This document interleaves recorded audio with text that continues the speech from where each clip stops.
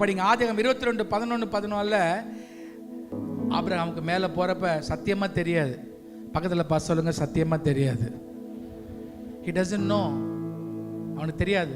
அவன் மேலே போகிறான். அப்போ சொல்கிறான், நீங்களாம் இங்கே வெயிட் பண்ணுங்க, நானும் என் பிள்ளை ஆண்டானும் சென்று ஆராதித்து வருகிறோம். நான் இது ஏற்கனவே எடுத்துருக்கிறேன். கிட்டத்தட்ட 17-18 வயது உடைய ஐசக்கை கூட்டிகிட்டு போய் தைரியமாக அந்த பலிபீடத்தில் பலியிடப்படுகிறான். நல்லா கவனிங்க. என்கிட்ட அடைக்கப்பட்ட ஆசீர்வாதங்கள் எப்போ வரும்னா, நீங்க இயற்கைக்கு அப்பாற்பட்ட விதமா ஆண்டவர் கொடுக்கிறப்ப.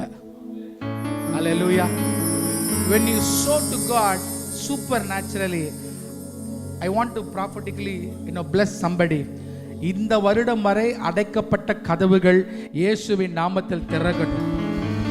இயேசுவின் நாமத்தில் திறக்கட்டும். இந்த வருடம், இந்த நிமிடம் வரை அடைக்கப்பட்ட கதவுகள் அப்பாவின் நாமத்தில் திறக்கட்டும். Sometimes we don't get it because we don't take any action towards it. அடைக்கப்பட்ட கதவுகள் திறக்கணும்னா ஈசாக்கை தூக்கிட்டு மேலே போகணும்.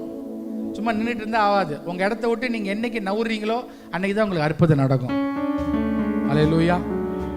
ஆண்டவர் இங்க இருக்கிற ஒரு சிலருக்கு தெளிவாக சொல்றாரு, உனக்கு நான் அடைப்பட்ட அந்த ஆசீர்வாதங்களை திறக்கிற சீசன்ல நீ இயேசுவின் நாமத்தில் செல்கிறார்.